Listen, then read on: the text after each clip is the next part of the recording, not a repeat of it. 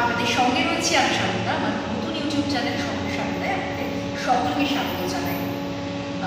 আগামীকাল নবান্ন অভিযান রয়েছে। আপনারা জানেন পশ্চিমবঙ্গ ছাত্র সমাজের ডাকে নবান্ন অভিযানের কথা আগেই তারা সাংবাদিক বৈঠক করে জানিয়েছে। এর আগেই নবান্ন অভিযানকে কার্যত বেআইনি এবং অবৈধ বলে অভিহিত করলেন কুণাল ঘোষ।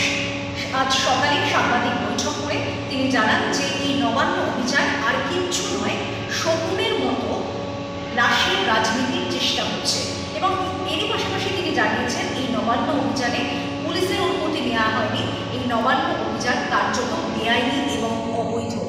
সেখানে তিনি আরও জানিয়েছেন যে পুলিশের অনুমতি নেওয়া হয়নি, সেখানে কি করে এই কর্মসূচি হতে পারে এ নিয়ে প্রশ্ন তুলেছেন।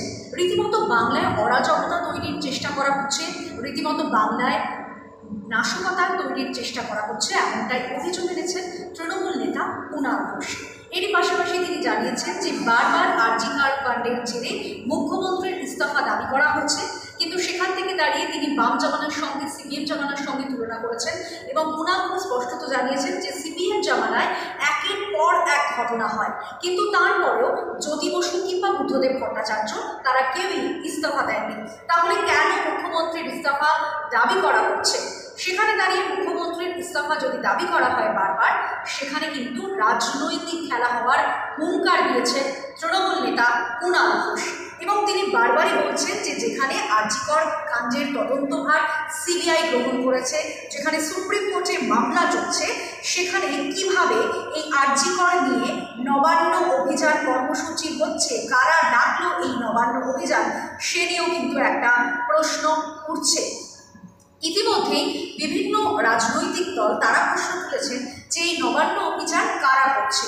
এই নবান্ন অভিযানে যে বিজেপির সমর্থন রয়েছে সে কথা আগেই জানিয়েছেন শুভেন্দু অধিকারী। তাহলে কি বিজেপি কখনোই এই নবান্ন অভিযান করছে? এ নিয়ে কিন্তু একটা প্রশ্ন উঠছে।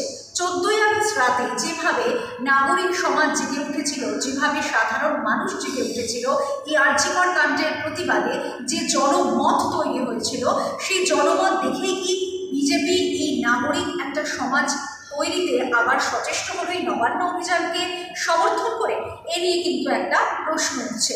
ইতিমধ্যেই আপনারা জানেন যে আগামীকালই নবান্ন অভিযান রয়েছে এবং সেটি যখন তৃণমূল কংগ্রেস প্রশ্ন তুলছে যে সময় দাঁড়িয়ে নবান্ন অভিযান নিয়ে একটা উত্তেজনার পারদ উঠছে, সেই সময়ে দাঁড়িয়ে সরব হলেন তৃণমূল নেতা কুণাল ঘোষ।